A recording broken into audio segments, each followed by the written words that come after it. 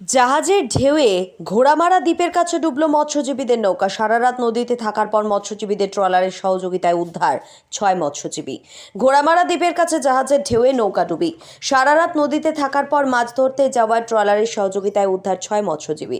জানা যায়, এদিন বিকেলে কুলপি থানার রাঙাফলা এলাকায় 6 মৎস্যজীবী ছোট নৌকা নিয়ে ঘোড়ামারা দ্বীপের কাছে মাছ ধরতে যায়। সেই সময় জাহাজের ঢেউয়ে ঘোড়ামারা দ্বীপের কাছে ডুবে যায় নৌকা। সারা রাত নদীতে থাকার পরের দিন মাছ ধরতে যাওয়ার ট্রলারের সহযোগিতায় মৎস্যজীবীদের উদ্ধার করা হয়।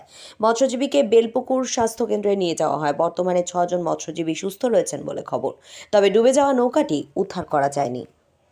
আমরা জাল টানছিলাম, হ্যাঁ, সন্ধ্যে 5টার দিকে জাল টানছিলাম, একটু নদীতে ঢেউ হয়েছিল, হ্যাঁ, সেই সময় জাহাজ যেতে আমাদের নৌকাটা পাল্টে খেয়ে যায়।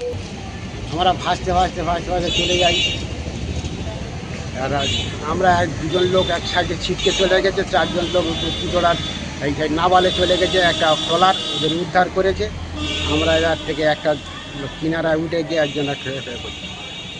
এটা যে বিকেল 4টের সময় আমরা জাল টানছি, আর জাহাজ এসে পাল্টি মারলো নৌকাটা। পাল্টি মারার সাথে সাথে আমরা যে যেখানে ছিলাম, মানে ককশিট, বল, পেটি এইসব ধরে আমরা ভাসছিলাম।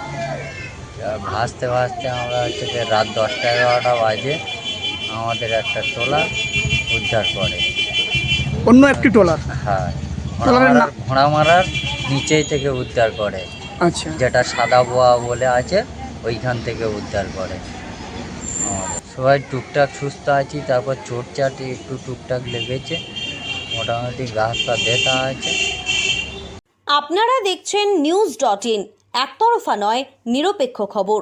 আপডেটেড থাকতে সাবস্ক্রাইব করুন আমাদের চ্যানেল news.in আর বেল আইকনটি প্রেস করতে ভুলবেন না।